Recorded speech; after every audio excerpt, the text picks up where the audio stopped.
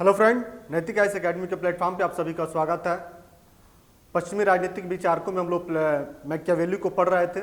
आज मैकियावेली के जो राजनीतिक विचार हैं वह अंतिम हैं और इसके बाद जो है हम लोग नेक्स्ट विचारकों को पढ़ेंगे। क्लास स्टार्ट करने से पहले मैं अपने उन दो अभ्यर्थियों को बहुत बहुत धन्यवाद देना चाहता हूं, जिनको नहीं बल्कि हमने सभी को यह रिक्वेस्ट भी किया था कि आप वीडियो को देखकर और प्रॉपर रूप से आप नोट्स बनाने का प्रयास करेंगे तो शायद आपकी तैयारी बहुत अच्छे तरीके से होगी।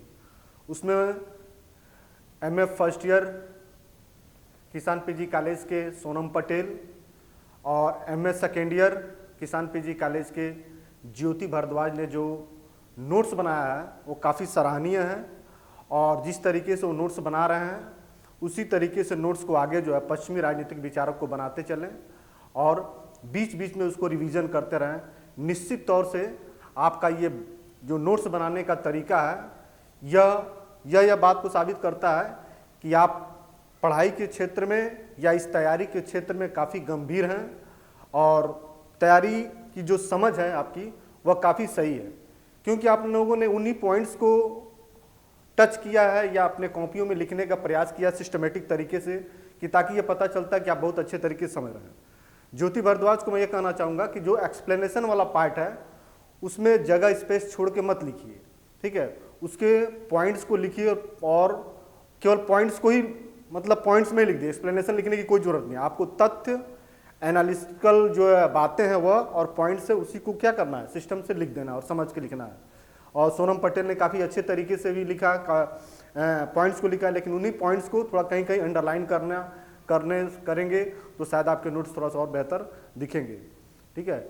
इन्हीं सब बातों के साथ फिर से मैं पुनः एक रिक्वेस्ट करूंगा कि सोनम पटेल और ज्योति भारद्वाज की तरह ही बाकी जितने अभ्यर्थी लोग हैं वह अपने नोट्स को बनाएं। बिना नोट्स बनाए लेक्चर बहुत समय तक आपके दिमाग पर नहीं बैठा रहेगा और कुछ समय के बाद वीडियो लेक्चर आपको देखने की इच्छा नहीं करेगी। लेक्चर वीडियो देखने के साथ साथ जब उसकी आप प्रैक्टिस करेंगे, लिखने की प्रैक्टिस करेंगे तो शायद आपकी तैयारी बहुत अच्छी तरीके से होगी, ऐसा मेरा मानना है। अभी तो फिलहाल आपको प्रश्न जो क्वेश्चन टेस्ट सीरीज है वो उसका जो हमने शेड्यूल पहले दिखाया था उसका पालन नहीं हो पा रहा है, लेकिन अभी अप्रैल से चूंकि हम रेगुलर पूरी तरीके से हो जाएंगे उसमें फिर से एक शेड्यूल बनाएंगे कि हमारा टेस्ट सीरीज किस डेट को किस टॉपिक पे होना है। तब तक 2-4 इधर जो है हमारे जो राजनीतिक विचारकों की पढ़ाई भी हो जा रही है, उसके बाद उसके शेड्यूल बनाएंगे और उसी अनुसार से आप लोगों का टेस्ट सीरीज भी चलेगा। और जो आप नोट्स बनाए हैं देखिएगा उसी नोट्स से आपको उस क्वेश्चन टेस्ट सीरीज को हल करने में ज़्यादा मदद मिलेगी। जब क्वेश्चन टेस्ट सीरीज को हल करेंगे तो आप सारे वीडियो को तो देखेंगे नहीं, एक वीडियो 50-56 मिनट का है और नोट्स बनाएंगे तो 1 पेज 2 पेज 3-3 पेज का एक वीडियो का जो है आपका नोट्स बनेगा। तो इस तरीके से क्वेश्चन को सॉल्व करते समय और उसकी रिवीजन करते समय आपको जो आपका नोट्स बहुत ज़्यादा कारगर होगा। नोट्स हमेशा 100% सटीक नहीं होता है, बार बार लिखने से बार बार बनाने से आपकी नोट्स बेहतर होती जाती है, ठीक। मैं आशा करूंगा कि बाकी जो बचे हुए अभ्यर्थी हैं हमको अपना नोट्स बनाएंगे और हमारे पर्सनल जो नंबर है उस पर वो क्या करेंगे, सेंड करेंगे। एक और मैं सूचना दे देना चाहता हूँ कि आने वाले समय विशेषकर जो हमारा समय था कि जो जुलाई है, जुलाई में यूपीएससी में जीएस का जो पोर्शन है उसमें इंडियन पॉलिटी का क्लास में प्री का मेंस स्टार्ट करूंगा। और जो अभ्यर्थी इच्छुक हैं कि हमको जो है यूपीएससी जैसे लेवल पे हमें जीएस की तैयारी करना चाहिए तो मैं पहला क्लास अभी प्रारंभ करूंगा इंडियन पॉलिटी का। उसके बाद से धीरे धीरे और विकास किया जाएगा, लेकिन स्टार्टिंग जो है इंडियन पॉलिटी का प्री का मेंस, जिसमें प्रीलिम्स की भी पढ़ाई जाएगी और मेंस की भी पढ़ाई जाएगी। प्रीलिम्स के क्वेश्चन भी सॉल्व कराए जाएंगे और मेंस की जो राइटिंग स्किल है उसको कैसे एनालिसिस करके कम कम शब्दों में आपको शब्द सीमाओं के अंदर कैसे लिखना है और किस तरीके से उसका प्रेजेंटेशन करना है, ये सारी बातें आपको बताई जाएगी। और ये जो है बार बार आपके वीडियो लेक्चर में ये बात बताते रहेंगे ताकि बहुत सारे लोग इसको यूट्यूब पे भी देखते हैं तो उनको ये पता चल जाएगा कि नैतिक आईएएस एकेडमी, नाम तो आईएएस है लेकिन अभी यूपीएससी का कोई क्लास चल नहीं रहा। तो जुलाई में यह क्लास जो है इंडियन पॉलिटी से शुरुआत कर दी जाएगी, ठीक है। आइए अब हम लोग जो है अपने मूल बिंदु जो हमारा क्लास है मैकियावेली का उसको पढ़ना है। आज हम लोग मैकियावेली के राज्य का वर्गीकरण, विधि का निर्माण, इन्हीं दो बिंदुओं पे हम लोग को चर्चा करना है। ठीक है, आइए देखते हैं उसको हम लोग। आज का जो क्लास है राज्य का वर्गीकरण, इसको हम लोग को पढ़ना है। राज्य का वर्गीकरण या सरकार का वर्गीकरण, राज्य का वर्गीकरण या सरकार का वर्गीकरण।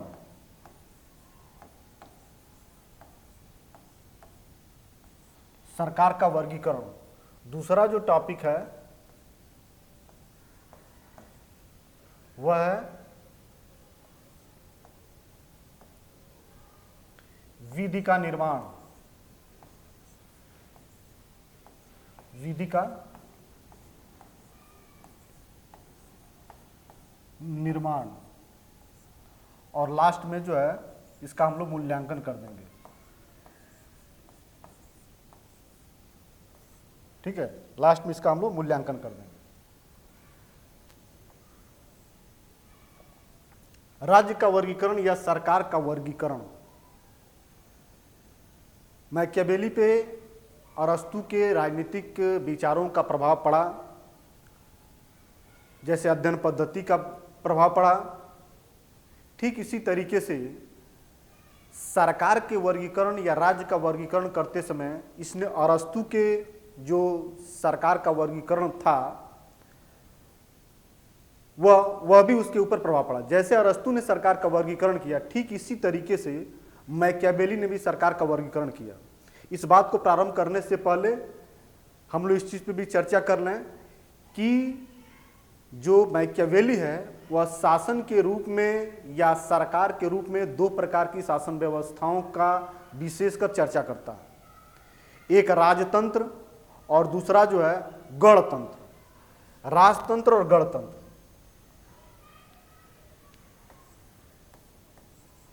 राजतंत्र और दूसरा है गणतंत्र।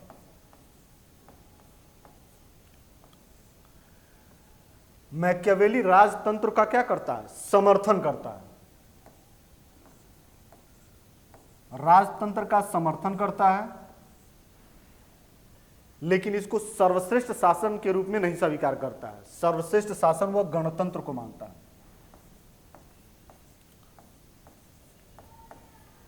सर्वश्रेष्ठ शासन ऑब्जेक्टिव टाइप प्रश्नों में बहुत महत्वपूर्ण प्रश्न है जो आपसे पूछ सकता है। ये पूछा भी है कि शासन के रूप में वो किसको स्वीकार करता है? गणतंत्र को, कुलीन तंत्र को, राजतंत्र को। तो राजतंत्र को स्वीकार करता है, लेकिन सर्वश्रेष्ठ शासन का दर्जा जो है वह राजतंत्र को कभी नहीं देता है। वह राजतंत्र को नहीं देता, बल्कि कहता है कि जो शासन का जो सर्वश्रेष्ठ रूप है वह वास्तव में गणतंत्र है। एक चीज और जान लीजिए यहीं पे, राजतंत्र की चर्चा वह अपनी पुस्तक प्रिंस में करता है, अपनी पुस्तक प्रिंस में करता है, और गणतंत्र की चर्चा जो है वह अपनी पुस्तक डिस्कोर्सेस में करता है।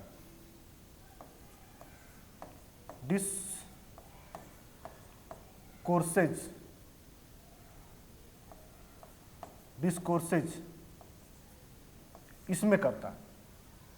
अब देखिए, राजतंत्र के समर्थन प्रिंस में जो इसने किया है और सर्वश्रेष्ठ शासन के रूप में नहीं माना है, इसके कुछ न कुछ कारण रहे। सबसे पहला तो यह है कि मैकियावेली अपने पड़ोसी राज्य जैसे फ्रांस को, इंग्लैंड को,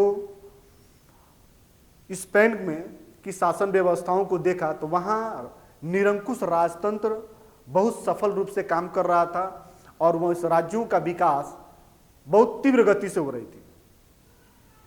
तो यह जो उदाहरण थे उसके सामने, इस उदाहरण ने मैकियावेली को मोटिवेट किया कि वह भी क्या करे? राजतंत्र का समर्थन करे। ठीक, तो राजतंत्र के समर्थन का महत्वपूर्ण कारण फ्रांस, स्पेन और इंग्लैंड में राजतंत्र का सफल रूप से शासन का होना है।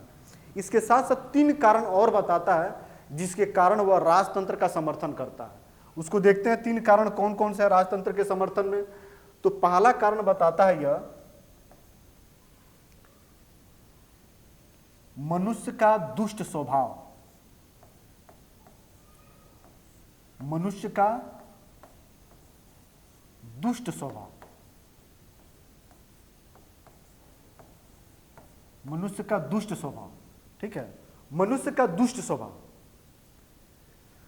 हमने बताया भी था कि मैकियावेली के जो राजनीतिक विचार हैं उन सभी राजनीतिक विचारकों में जो उसका मूल विचार है वह है मनुष्य के स्वभाव संबंधी उसकी नकारात्मक अवधारणा। उसी बुनियाद पे उसके सारे राजनीतिक विचार टिके हुए हैं। आज वह राजतंत्र का समर्थन कर रहा है तो उसके पीछे मनुष्य की दुष्ट स्वभाव ही है। उसने बताया कि मनुष्य की दुष्टता भरी स्वभाव को नियंत्रित करने के लिए प्रेम की आवश्यकता नहीं है, उदारवादी शासन की व्यवस्था नहीं है, गणतंत्र की आवश्यकता नहीं है। ऐसे लोगों पर शासन करने के लिए एक निरंकुश शक्तिशाली राजतंत्र की आवश्यकता है। मनुष्य के स्वभाव को नियंत्रित करने के साथ साथ राज्य की जो सीमाओं का विस्तार है वह भी एक निरंकुश शासन के द्वारा ही संभव हो सकता है।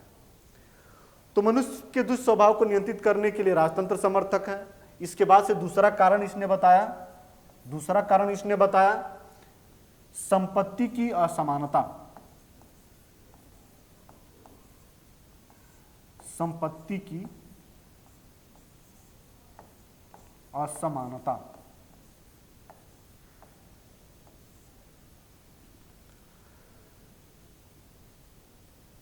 राज्य किसी भी प्रकार का बना लीजिए, जो संपत्ति का वितरण है वह चाहे समाजवादी सिद्धांत के आधार पर या उदारवादी सिद्धांत के आधार पर करिए, संपत्ति की असमानता हमेशा विद्यमान रहती है। इस असमानताओं में कौन सी राजनीतिक शासन प्रणाली ज़्यादा कारगर होगी, इसके बारे में मैकियावेली ने बहुत सटीक जानकारी दिया कि आर्थिक असमानता तो समाज में और देश में रहेगा ही रहेगा, लेकिन इस आर्थिक असमानता को मेंटेन करना, इस आर्थिक असमानता में शासन को सुदृढ़ रखना के लिए सबसे बड़ी जरूरी है कि वहाँ राजतंत्र नामक शासन व्यवस्था की क्या किया जाए, स्थापना किया जाए। यदि आर्थिक असमानता बृहद स्तर पर है या कम स्तर पर है, लेकिन यदि शासन के रूप में राजतंत्र है तो वह शासन पूरी तरीके से अस्थायी रहेगी, वहाँ विद्रोह की संभावनाएं कम होगी और यह शासन का कार्य बहुत अच्छे तरीके से चलता रहेगा। ठीक है, ये जो है मनुष्य के दुष्टा स्वभाव, संपत्ति की असमानता, ये मेन कारण रहा है क्या आपके राजतंत्र के समर्थन में। ये कारण शायद नहीं होता। और तीसरी कारण जो बताता है, तीसरी कारण है इटली की परिस्थितियां। इटली की परिस्थितियां, इटली की परिस्थितियां, इटली की जो परिस्थितियां हैं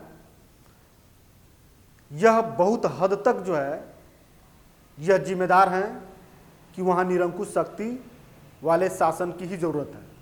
इटली 5 भागों में बटा हुआ था, राष्ट्रीय एकता का अभाव था, पांचों राज्य आपस में वर्चस्व को लेकर या अपने अधिकार क्षेत्र को लेकर लड़ रहे थे, जिसके कारण जो पड़ोसी राज्य हैं उनका इंटरफेयर, हस्तक्षेप इनमें ज़्यादा था।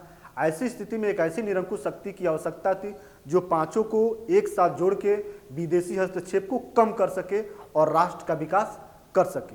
ये 3 महत्वपूर्ण कारण थे जिन्होंने मैकियावेली को विवश किया कि वह राजतंत्र का समर्थन करे।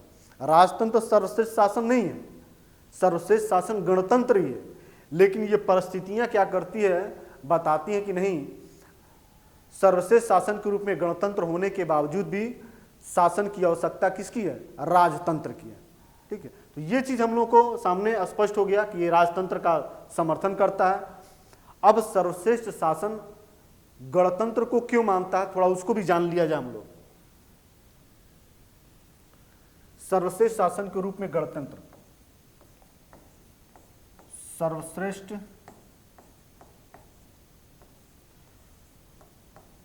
शासन के रूप में, सर्वश्रेष्ठ शासन के रूप में गणतंत्र, सर्वश्रेष्ठ शासन के रूप में गणतंत्र, सर्वश्रेष्ठ शासन के रूप में गणतंत्र को क्यों मानता है, क्योंकि गणतंत्र की चर्चा ये अपनी पुस्तक डिस्कोर्सेज में करता है, डिस्कोर्सेज में करता है। डिस्कोर्सेज में करता है।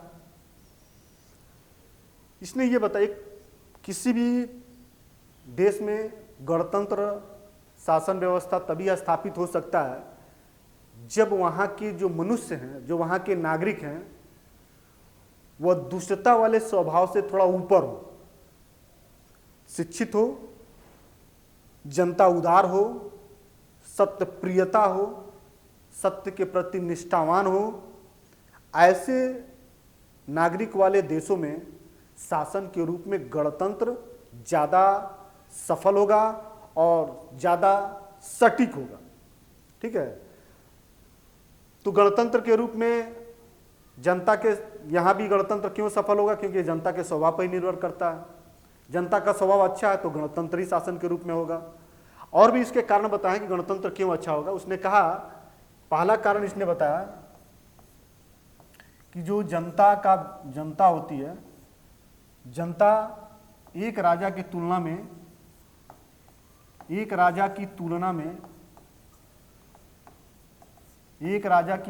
में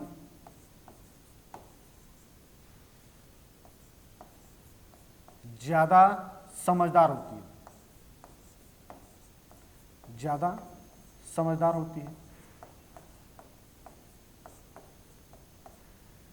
जनता का मतलब बहुत सारे व्यक्तियों का विवेक और राजतंत्र का मतलब एक राजा का विवेक। तो कई लोगों का विवेक एक राजा के विवेक की तुलना में ज़्यादा बुद्धिमान भी होगा और ज़्यादा समझदार भी होगा। ये भी एक व्यवहारिक कारण बनता है गणतंत्र के सर्वश्रेष्ठ शासन के रूप में स्थापित करने के लिए, जैसा कि मैकियावेली ने माना है। इन कारणों को जानना जरूरी है कि गणतंत्र को कई बार कथन कारण के रूप में, स्टेटमेंट के रूप में पूछ सकता है कि गणतंत्र क्यों जो है सर्वश्रेष्ठ है, उसके निम्न निम्न कारण है। तो कारणों में यही है कि जनता राजा की तुलना में ज़्यादा समझदार होती है। दूसरा कारण इसने बताया कि जो राजनीतिक पद होते हैं उनके चुनाव के लिए, उनके अधिकारों की आवंटन के लिए राजतंत्र के तुलना में गणतंत्र ज़्यादा जो है सहायक होती है। ठीक है, गणतंत्र ज़्यादा राजनीतिक पदों के निर्धारण करने में, राजनीतिक पदों के चुनाव के लिए राजतंत्र की तुलना में गणतंत्र ज़्यादा क्या होती है, ज़्यादा उपयुक्त होती है। ठीक है, उपयुक्त होती है। तीसरा कारण इसने बताया कि गणतंत्र में भौतिक विकास की संभावनाएं सबसे ज़्यादा होती है। गणतंत्रात्मक शासन व्यवस्था में जो भौतिक विकास है, जो आर्थिक विकास है, यह राजतंत्र की तुलना में यहाँ पे ज़्यादा होती है। जो चौथा कारण बताता है कि शासन के प्रति जनता की भागीदारी ज़्यादा होने से कारण ये जनता ज़्यादा शासन के प्रति आस्थावान होती है। जनता में कृतधनता की अभाव होता है। राजा कृतधन हो जाते हैं और जनता शासन में भागीदार बन के कृतधन न होकर बल्कि कृतज्ञ बन जाती है। ठीक है, ये सब कारण रहे। और इसने भी बताया कि कानून को बनाना राजनीतिक तंत्र में संभव है, लेकिन कानून को बनाए रखने की जो क्षमता है वह गणतांत्रिक शासन व्यवस्था में भी है। तमाम तरह की राजनीतिक संस्थाएं, राजनीतिक पदों का निर्माण तो राजतंत्र में बहुत आसानी से हो सकता है, लेकिन उसको लंबे समय तक बनाए रखने की जो क्षमता है वह गणतंत्र नामक शासन व्यवस्था में ही है, वह राजतंत्र में नहीं है। ये सारी बातें ये बताता है कि गणतंत्र क्या है, राजतंत्र की तुलना में सर्वश्रेष्ठ है। हमको इन सब लेक्चरों के माध्यम से केवल दो ही बातों को बहुत अच्छे तरीके से ध्यान में रखना होगा। जो सबसे इंपॉर्टेंट है वह यह है कि शासन के रूप में वो समर्थन किसका करता है, तो राजतंत्र का समर्थन करता है। सर्वश्रेष्ठ शासक किसको मानता है, तो वह गणतंत्र को सर्वश्रेष्ठ शासन मानता है। राजतंत्र को सर्वश्रेष्ठ शासन नहीं मानता है। ठीक है, गणतंत्र की चर्चा उसने अपनी पुस्तक डिस्कोर्सेज में किया है और राजतंत्र की चर्चा उसने अपनी पुस्तक प्रिंस में किया है। बाकी ये सारी बातें गौण है, लेकिन वह जो बातें हैं ज्यादा इंपॉर्टेंट है। अब हम लोग आते हैं राज्य के वर्गीकरण पे। अरस्तु ने राज्य का या संविधान का वर्गीकरण करते समय दो तीन बातों को ध्यान रखा था कि एक व्यक्ति के हाथ में शासन, निजी उद्देश्य के लिए किया जाने वाला शासन और जनता के हित में किया जाने वाले शासन के आधार पर उसका वर्गीकरण किया था। और इस वर्गीकरण को रिसाइकिल के माध्यम बताया कि साइकिल की तरह चलता है। पहला राजतंत्र, उसके बाद कुलीन तंत्र, उसके बाद धनी तंत्र, उसके बाद से जो है प्रजातंत्र, इस तरीके से आएगा। लेकिन जो मैकियावेली है उसने इस तरीके का कोई वर्गीकरण नहीं किया। उसने बताया कि शासन का शासन का दो रूप है, एक अच्छा वाला रूप है और एक विकृत वाला रूप है। इन बात को अरस्तु ने भी अपने वर्गीकरण में शामिल किया था, लेकिन इस बात को शामिल करने के अलावा 2-3 बातें और उसने जो है शामिल किया था। जैसे यह साइकिल की तरह चलेगा, ये बात मैकियावेली ने नहीं माना। उसने ये कहा था कि एक व्यक्ति के हाथ में बहुत व्यक्ति के हाथ में शासन, ये भी बात इसने नहीं माना था।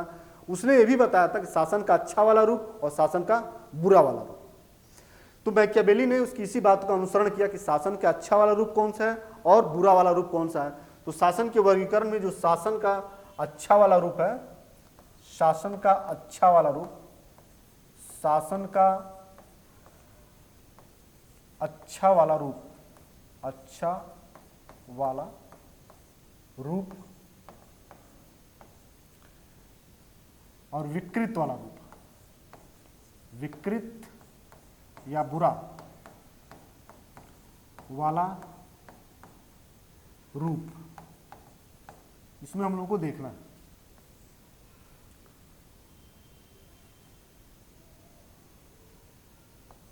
राजतंत्र, जिसको इंग्लिश में किया जाता मोनार्की,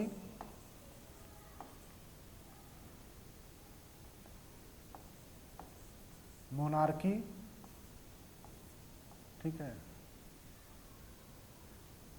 इसको कहा है तानाशाही शासन, विकृत रूप इसका तानाशाही है, टायरेनी।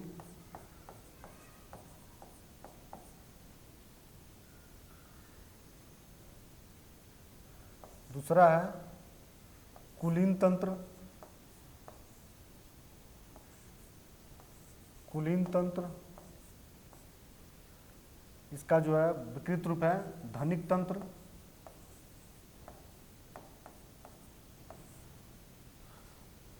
संवैधानिक लोकतंत्र, संवैधानिक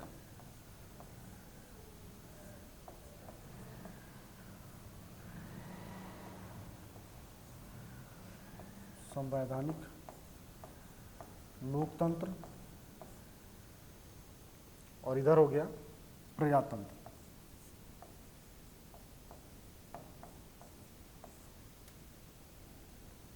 शासन के वर्गीकरण में मैकियावेली ने इस तरीके से शासन का अच्छा वाला रूप और शासन का विकृत वाले रूप के बारे में कहा। राजतंत्र अच्छा है तो राजतंत्र कहलाएगा, विकृत रूप है तो तानाशाही कहलाएगा। कुलीन तंत्र, यदि कुलीन तंत्र जो है अच्छा रूप में है तो कुलीन तंत्र है और विकृत में हो तो धनिक तंत्र। संवैधानिक लोकतंत्र या गणतंत्र ठीक रूप में है तो संवैधानिक होगा, नहीं तो ये विकृत में आएगा तो प्रजातंत्र होगा। अब हमको इसमें ये देखना है कि इनमें ये सबसे बुरा शासन किसको मानता है। इन तीनों प्रकार के शासन में जो सबसे ज्यादा किसी की आलोचना करता है तो वह राजतंत्र और संवैधानिक तंत्र का आलोचना नहीं करता। सबसे ज्यादा आलोचना जो है वह कुलीन तंत्र करता है और यह बताता है कि शासन के रूप में जो कुलीन तंत्र है यह सबसे बकवास वाली शासन व्यवस्था है। इसमें विकास की संभावनाएं नहीं होती है। इसका कारण यह होता है कि जो इसमें नेता होते हैं, जो इसके शासक होते हैं, वह आलसी और निठल्ले होते हैं। ठीक है, आलसी और निठल्ले गुण के कारण, अवगुणों के कारण ये अपनी शासन व्यवस्था को बहुत सही तरीके से बहुत लेकर नहीं जाते हैं। इस कारण से ये क्या है, सबसे बकवास शासन है। तो आपको ये तीनों शासन के बारे में जान लिए। सर्वश्रेष्ठ शासन गणतंत्र, सबसे बकवास शासन कुलीन तंत्र, और जिस शासन का समर्थन करता है वह क्या है, राजतंत्र। यही वर्गीकरण जो है, इसी रूप में इस वर्गीकरण को हम लोग को मैकियावेली को जानना है कि शासन व्यवस्था के रूप में सबसे ज्यादा जो है आलोचना किसी करता है तो वह कुलीन तंत्र। और कुलीन तंत्र में कौन होते हैं, निठल्ले और आलसी शासक होते हैं। दूसरे के श्रम पर जीवित रहने वाले व्यक्ति की जो अपेक्षा होती है, आशा होती है, वह विकासवान नहीं होते हैं, वह परजीवी होते हैं। और परजीवी हमेशा दूसरे के क्या करता है, नुकसान करता है, उसको नष्ट करता है और उसकी विकास की संभावनाएं नगण्य होती है। इस तरीके से कुलीन परजीवी वाली व्यवस्था है, बिल्कुल बकवास की चीजें हैं और इसी आधार पर इसकी वो करता है क्या, आलोचना करता है। अब जो हम लोग शासन के वर्गीकरण के बाद जो अगला इसका विचार है वह है विधि, विधि का निर्माण। उसको हम लोग देखते हैं।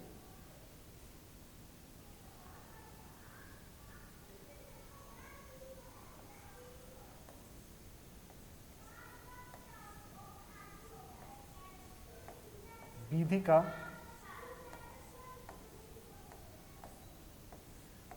निर्माण, विधि का निर्माण, विधि का निर्माण। यहां विधि नहीं कहा गया, विधि का निर्माण कहा गया। मैकियावेली शासन के रूप में राजतंत्र का समर्थन करता है, लेकिन राजतंत्र में राजा को अपनी स्वेच्छा से शासन करने की अनुमति नहीं देता है। उसका राजा विधि के माध्यम से ही शासन करे तो वह शासन ज्यादा सर्वोत्तम होगा और ज्यादा सही होगा। या हमको यह जान लेना है कि विधि, जो विधि है, जो कानून है, उसके निर्माण के कई सारे स्रोत हैं। पहला जान लीजिए, प्राकृतिक कानून। प्राकृतिक कानून,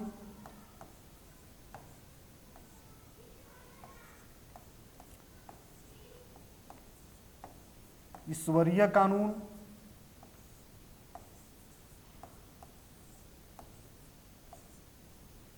और तीसरा है मानव निर्मित कानून।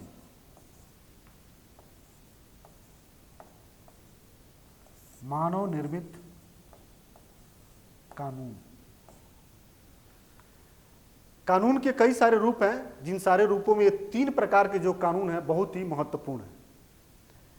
प्राचीन व्यवस्था से लेकर मध्यकालीन व्यवस्था तक, वर्तमान व्यवस्था में भी जो है प्राकृतिक कानूनों की चर्चा होती है और ईश्वरीय कानूनों की भी चर्चा होती है, मानव निर्मित कानून की भी चर्चा होती है।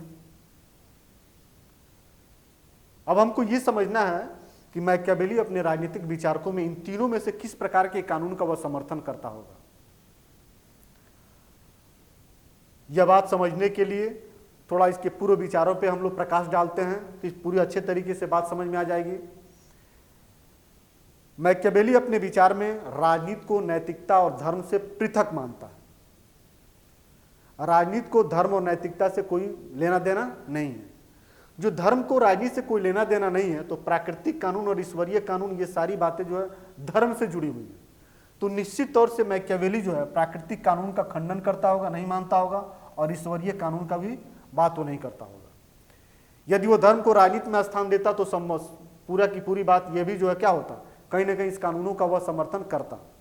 लेकिन अपने राजनीतिक विचार में, और इसी विचार के कारण वह बहुत पॉपुलर विचार के रूप में, आधुनिक राजनीति शास्त्र का पिता के रूप में कहलाया, कि वह क्या करता, राजनीति में नैतिकता और धर्म का कोई स्थान नहीं है। जब नैतिकता और धर्म का कोई स्थान नहीं है तो इसका मतलब प्राकृतिक कानून और ईश्वरीय कानून क्या है, बकवास है, इनका कोई ना कोई स्थान नहीं। मध्य युग में तो धर्म पर चूंकि राजनीति का प्रभाव था, इसलिए चर्च के द्वारा कही गई बातें ही राजा के लिए कानून था, और राजा कोई भी कानून नियम बनाता था तो उसका आधार क्या होता था, कहीं ना कहीं धार्मिक पाठ्य पुस्तकों में लिखी हुई जो बातें होती थी वह या ईश्वरीय कानून होती है या प्राकृतिक कानून होती थी। इसने बताया कि प्राकृतिक कानून, ईश्वरीय कानून का कोई स्थान होता नहीं है। कानून की जो भी स्रोत होती है मानव निर्मित कानून होता है, मानव के द्वारा ही बनाया जाता है, और जो कानून होती है उसकी शक्ति राजा के द्वारा तय होती है, और कानून भी राजा ही बनाता है, कानून का स्रोत भी राजा होता है, और उसकी शक्ति का आधार भी राजा ही होता है। और कानून में क्या होता है कि कानून में जनता की जो आस्था होती है, जो विश्वास होती है, वो बनी रहती है। यदि शासक अपनी स्वेच्छा से शासन करे तो शायद जनता की वैधता को प्राप्त नहीं कर पाएगा। इस वजह से शासक के लिए नेसेसरी, ये आवश्यक होता है कि वह कानून बना के शासन करे, और कानून में जनता की विश्वास और आस्था होती है। कानून में परंपरा प्रथाओं का हाथ हो सकता है, लेकिन ईश्वर की बातें, प्रकृति की बातें बिल्कुल नहीं होती। ऐसा मानना जो है किसका, ऐसा मानना मैकियावेली का।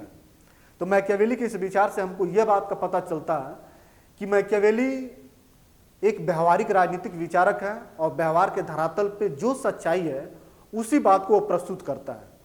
वह पुरातन के नियमों पे कितनी अच्छाइयाँ हैं या भविष्य के संदर्भ में कौन सी बातें कितनी अच्छी होंगी, इस पर बिल्कुल वो चर्चा नहीं करता है। वह उन्हीं बातों को अपने चर्चा का विषय बनाता है जो धरातल के स्तर पर, जो व्यवहार के लेवल पे, क्रियान्वयन के लेवल पे सही हो और उसका उचित परिणाम मिल सके। इसी वजह से उसको यथार्थवादी राजनीतिक दर्शन के रूप में भी रखा जाता है। इसलिए उन्होंने सारे अपने विचारों में धर्म की बातें, नैतिकता की बातें, प्राकृतिक कानून, ईश्वरीय कानून, इन सब की बातों को वह इनकार करता है।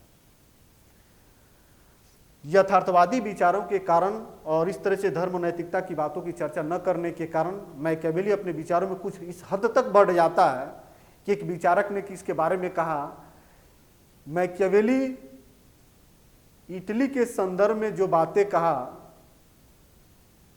वह सही प्रतीत हुआ, लेकिन शायद ये बातें वह अपने लिए कहता तो दुनिया का सबसे बुरा इंसान कहलाता। साध्य ही साधन का औचित्य है। यह बात इटली के एकीकरण, इटली की एकता को स्थापित करने में सही साबित हो सकता है, लेकिन एक व्यक्ति अपने विकास में केवल साध्य और उद्देश्य को ध्यान में रखे और सारे बुराइयों को, कृत्यों को करते रहे तो शायद वह दुनिया का सबसे भ्रष्ट, सबसे बुरा इंसानों में गिनती होगा। तो मैकियावेली के संदर्भ में जिस विचारक ने यह बात कहा, उस विचारक का नाम मैं अभी भूल रहा हूं, कल बता भी देंगे कि यह बहुत अच्छी कोटेशन इसके मूल्यांकन के संदर्भ में कहा कि मैकियावेली ने अपने विचारों को माध्यम से इटली को मजबूत करने के लिए किया तो सही है, लेकिन इन विचारों का अपने ऊपर यदि लागू करता तो शायद वो दुनिया का सबसे बुरा इंसान होता।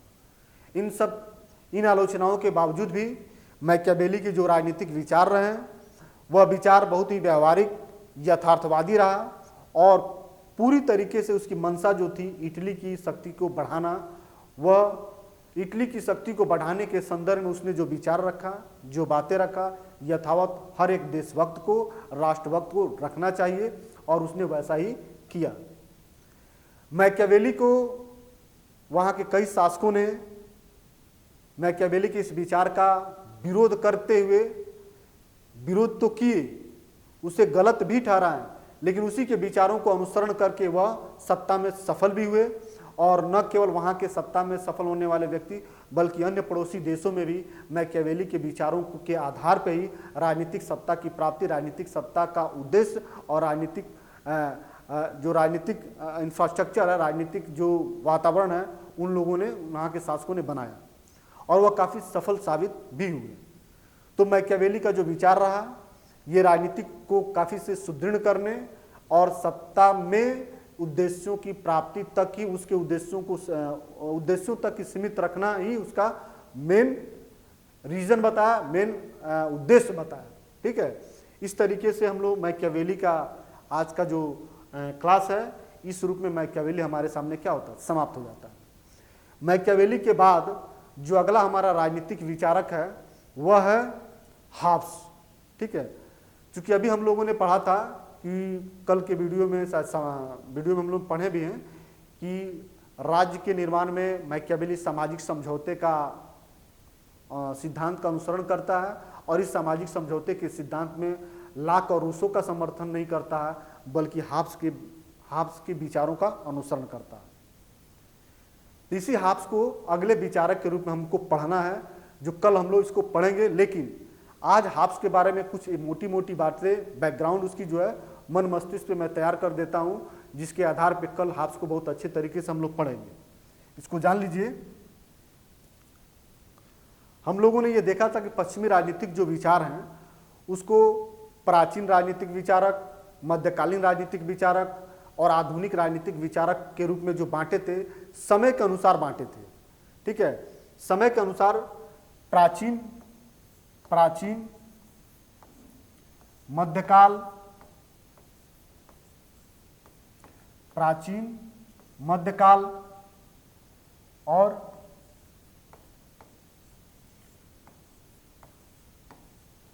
आधुनिक राजनीतिक विचार, जिसमें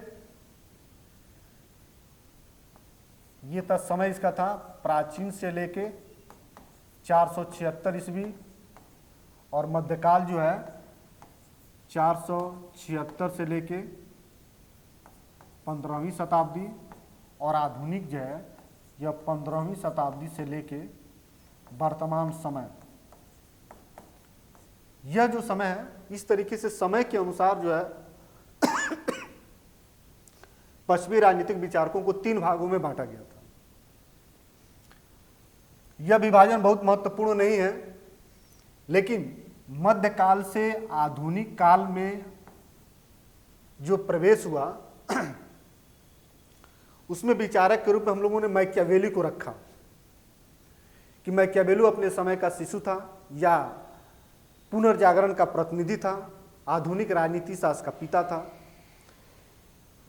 लेकिन कौन सी ऐसी अवधारणा थी जिस अवधारणा ने जो राजनीतिक सिद्धांत हैं उसको मध्यकालीन राजनीतिक से लेके आधुनिक राजनीतिक सिद्धांत में प्रवेश कराया? विचारक नहीं, मैकियावेली का विचार तो था, लेकिन कौन सी राजनीतिक सिद्धांत थी जिस राजनीतिक सिद्धांत या राजनीतिक अवधारणा ने पूरे राजनीति को मध्यकाल से निकाल के उसे आधुनिक राजनीतिक चिंतन के क्षेत्र में प्रवेश कराया? वो कौन सी अवधारणा थी? उसी अवधारणा को हम लोग को जानना है। सबसे महत्वपूर्ण जो अवधारणा थी वह है संप्रभुता की अवधारणा। संप्रभुता की अवधारणा।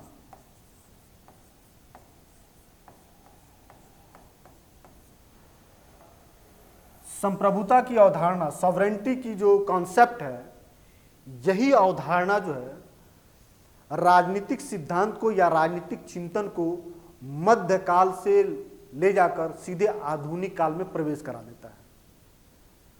संप्रभुता की चर्चा पूरे मध्यकाल में नहीं है, प्राचीन राजनीतिक चिंतन में नहीं है, और जिस समय इस संप्रभुता की अवधारणा आई उसी समय से जो राजनीतिक चिंतन का इतिहास है वह आधुनिक राजनीतिक चिंतन के इतिहास में बदल गया। इस संप्रभुता की अवधारणा की जो आधुनिक और सुस्पष्ट अवधारणा सामने आई वह है हाब्स की अवधारणा। इसीलिए हमने इसकी चर्चा किया कि जहां हम लोग मैकियावेली को आधुनिक राजनीति शास्त्र का पिता कहते हैं, वहीं जो हाब्स है वह आधुनिक राजनीतिक जो अवधारणा है उसको व्याख्या करके आधुनिक राजनीतिक चिंतन को क्या कर दिया? विकसित कर दिया। राजनीतिक चिंतन को मध्यकाल से निकालकर आधुनिक युग में इसने स्थापित कर दिया, वह है संप्रभुता। संप्रभुता की अवधारणा की व्याख्या बुमोदा ने भी किया, लेकिन एक असीमित और कानूनी और अस्पष्ट जो व्याख्या है वह हाब्स के राजनीतिक विचारकों में मिलता है।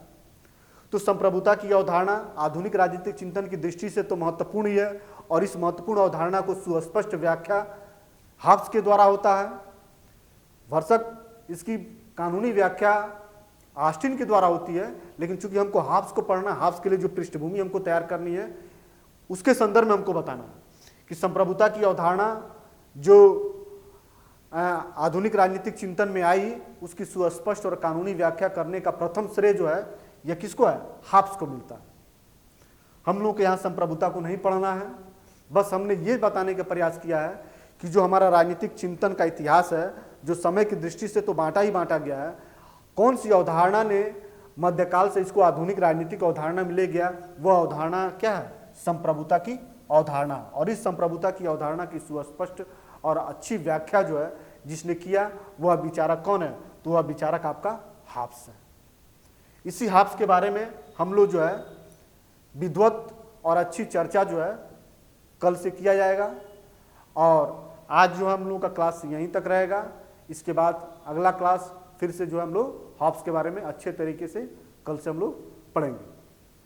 ठीक है, इसके साथ ही हम अपनी बातों को समाप्त करते हैं। धन्यवाद।